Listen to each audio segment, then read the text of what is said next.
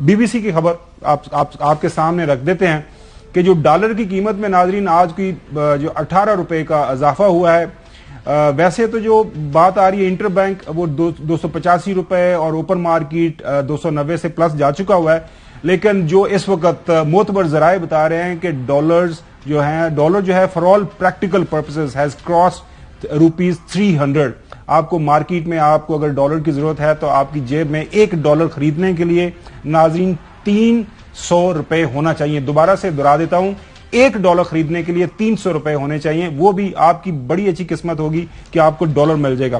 اس کے بعد ناظرین آپ کو یاد ہوگا عمران خان اور پاکستان تحریک انصاف کے اوپر سب سے زیادہ جو تنقید ہوئی، اور تمام بڑے میڈیا ہاؤسز سے، تمام بڑے جو معاشی ماہرین ہیں، ہمارے مبصرین ہیں، ہمارے جو تھنک ٹینکس ہیں، اور ایسے سروس روزانہ کی بنیاد کے اوپر پاکستان کے بڑے ٹی وی چینلز کے اوپر سنائے جاتے تھے اور عوام کی جو ہاہاکار سنائی جاتی تھی، اور عمران خان اور پاکستان تحریک انصاف کے حوالے سے جو ایک بیانیہ بنانے کی کوشش کی گئی اور بڑے کامیاب وہ رہے اس وقت تک کہ جی عمران خان نے ملک کی معاشی حالت کو تباہ و برباد کر دیا ہے۔ ایک اور خبر ناظرین آپ کے گوش گزار کرتے ہیں، یہ خبر کی تاریخ اوپر پڑھ لیں، 1 مارچ کی یہ خبر ہے 2023 کی ناظرین، میرے خیال میں جو صاحب ہم 2023 کے اندر ہی بیٹھے ہیں۔ فروری کے مہینے میں مہنگائی کی شرح نے 48 سالہ ریکارڈ، 48 سالہ آپ اگر آدھی صدی کا جو فگر دے دیں تو میرے خیال میں کوئی اس میں مبالغہ آرائی نہیں ہوگی۔ ملک کے اندر اس وقت مہنگائی کے، کساد بازاری کے، انفلیشن کے، اس وقت جو ہماری لارج سکیل مینوفیکچرنگ سیکٹر ہے، اسمال سکیل، میڈیم سکیل، ہر سطح کے اوپر، ایگریکلچر سیکٹر ہو، ہماری جو کنسٹرکشن انڈسٹری جس کے ساتھ 40-50 جو دوسری انڈسٹری چلتی ہیں، وہ اس وقت جو ہے لٹرلی جو ہے فار آل پریکٹیکل پرپسز بیٹھ چکی ہوئی ہے، کیونکہ وہاں پہ کوئی کام ہی نہیں ہو رہا، کوئی چیز جو ہے وہ آگے نہیں بڑھ رہی۔ یہ آپ BBC کی خبر آپ کو سنا دیتے ہیں ناظرین۔ یہ جو ملک کے اندر اس وقت جو معاشی عدم استحکام ہے، اس حوالے سے جو ریسنٹلی سپریم کورٹ کے اندر ہیئرنگ ہوئی، ہم نہیں کہہ رہے، چودھری غلام حسین صاحب یہ بات نہیں کر رہے، نہ ہی خاور گمن یہ کہہ رہا ہے، نہ ہی ایئر وائی کا پلیٹ فارم اس حوالے سے کوئی اپنی طرف سے کوئی بیانیہ بنانے کی کوشش کر رہا ہے۔ جو ہیئرنگ ہوئی وہاں پہ سپریم کورٹ کے چیف جسٹس عمر عطا بندیال صاحب کے جو بیان ہے، جو ان کے ریمارکس ہیں، الیکشن بر وقت نہ ہوئے تو استحکام نہیں آئے گا، یہ آپ کے گوش گزار کر رہے ہیں۔ پہلی بار ایسی صورتحال ہے کہ کنٹینرز کھڑے ہیں لیکن زر مبادلہ نہیں ہے، کیونکہ جتنی بھی امپورٹ ہے، کنٹینرز ہے، دالیں ہیں، مسالے ہیں، جو بھی ملک سے باہر سے آپ کے ملک کے اندر آنا ہے، اس کے لیے آپ کی جیب میں روکڑا ہونا چاہیے، اور جو روکڑا ہے وہ ڈالرز کی شکل میں ہونا چاہیے، کسی اور کرنسی کی شکل میں نہیں ہونا چاہیے۔ وہ ناظرین آپ کے سامنے ہے۔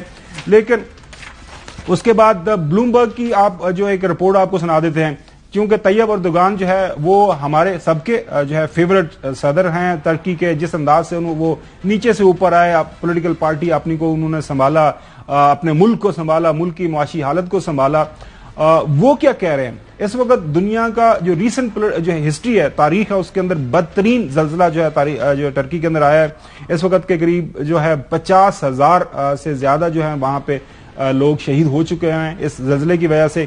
لیکن اس سب کے باوجود اردوان صاحب کیا کہہ رہے ہیں؟ محترم شہباز شریف صاحب، پرائم منسٹر صاحب، سنیں تمام جو پی ڈی ایم کی لیڈرشپ ہے، آصف علی زرداری صاحب، مولانا فضل الرحمان صاحب، آپ بھی سن لیں اور یہ پڑھیں، اس کا ترجمہ اس سٹوری کا کروا کے اپنے لوگوں کے سامنے رکھیں۔ اس میں بہت واضح لکھا ہوا ہے، انگریزی کے اندر لکھا ہوا ہے کہ اس وقت جو الیکشن ہے جو 14 مئی کو ہی ہوں گے، اور اس میں واضح وہ ایکسپلین کر رہے ہیں کہ جناب اعلیٰ اگر آپ نے الیکشن کو ڈیلے کیا تو ملک کے اندر جو معاشی حالات ہیں، ملک کی اکانومی ہے، یہ ڈیٹیریٹ ہوگی، ملک کے اندر استحکام جو ہے، معاشی استحکام نہیں پیدا ہوگا۔ یہ ہم نہیں کہہ رہے، یہ بلومبرگ کی سٹوری ہے، اردوان صاحب کہہ رہے ہیں، اور تمام تر مخدوش حالات کے باوجود جو ہے وہ وہاں پہ الیکشن ٹرکی کے اندر 14 مئی کو ہونے جا رہے ہیں۔ اردوان صاحب نے بہت واضح کہہ دیا ہے، انہوں نے نہیں کہا جناب اعلیٰ ملک کے اندر کیونکہ اتنی ایمرجنسی ہو گئی ہے، ہم کوئی ایمرجنسی کا ایکٹ لگا کے انووک کر کے تو ملک کے اندر جو ہے ہم کو جو اسمبلی کی مدت بڑھا لیں اور جو ہے الیکشن کو ڈیلے کریں۔ وہاں پہ اس طرح کا کوئی بیانیہ بنانے کی کوشش نہ کی گئی ہے اور نہ ہی کی جانے کی کوئی توقع ہے ہمیں۔ لیکن ہماری بدقسمتی دیکھیں، پاکستان کے جو پلاننگ منسٹر ہیں چودھری غلام حسین صاحب، آپ کے لاہور سے انجینئرنگ یونیورسٹی کے پڑھے ہوئے ہیں, ہماری اطلاع کے مطابق وہ باہر سے بھی پڑھے ہیں, اپنے آپ کو وہ پروفیسر کہلانا پسند کرتے ہیں, لیکن جو پروفیسر کی ڈیفینیشن ہے اس کے مطابق آپ کو کچھ میرے خیال میں ریسرچ آپ نے کی ہونی چاہیے, آپ کے کریڈٹ پہ ہونی چاہیے, لیکن ہمارے لیے وہ پروفیسر صاحب بھی ہیں. پروفیسر احسن اقبال صاحب کا ٹویٹ چوہدری صاحب آپ کے گوش گزار کرتا ہوں, اس کے بعد آپ کامنٹ کر دیجیے گا. وہ کہہ رہے ہیں کہ ڈالر کی سپریم کورٹ کے 3-4 یا 2-3 فیصلہ کو سلامی, ملک میں بے یقینی کا نشانہ معیشت. چوہدری صاحب سمجھ آئیے آپ کو اس ٹویٹ کی, تو کائنڈلی ہمیں بھی سمجھا دیں, ہمیں تو نہیں سمجھ آ رہی. نہیں, ہمیں تو اور بڑا کوئی سمجھ لگ گئی ہوئی ہے. آپ سن لیں, آپ نے تو اتنی بلیک اور گمبھیر اور نازک ترین صورتحال ایکسپلین کی. آپ نے کیا کیا باہر سڑک پر؟ وہ بالکل سڑک پہ کسی سے بات کر لیں, میں آپ کو بتا دے گا. بالکل جو رائٹ. تو ابھی سن لیں, 3 چیزیں اور ہو گئی ہیں. ان کو کہا گیا ہے, اب کس نے کہا ہے وہ مجھے نہ پوچھیں, کہ یہ اپنی جو معاشی ٹیم ہے ان سے مطلب ہے معافی مانگنے, لیڈ بائی اسحاق ڈار. انہیں کہا وہ اللہ کے واسطے ان کو کوئی اور کام دے دیں. جے مائے تینوں کھیڑے پیارے پا دے کوئی ڈولی ہور, یہ ہیر نے کہا نا. جی جی مجھے یاد ہے, کبھی مجھے اس ظلم میں. تو یہ ہم نے اچھا ایک اس کے بعد کہا ہے کہ اسٹیٹ بینک کو آرگنائز کریں, کوئی بندے کا پتر لگائیں ادھر. نمبر 3 جو 2-3 بڑے, ایک تو پیرس کلب کا $10 بلین ہے جو ری شیڈیول ہونا ہے, اور $23 بلین ہے چائنا کا ساورن لون ہے, تو وہ کرنا ہے.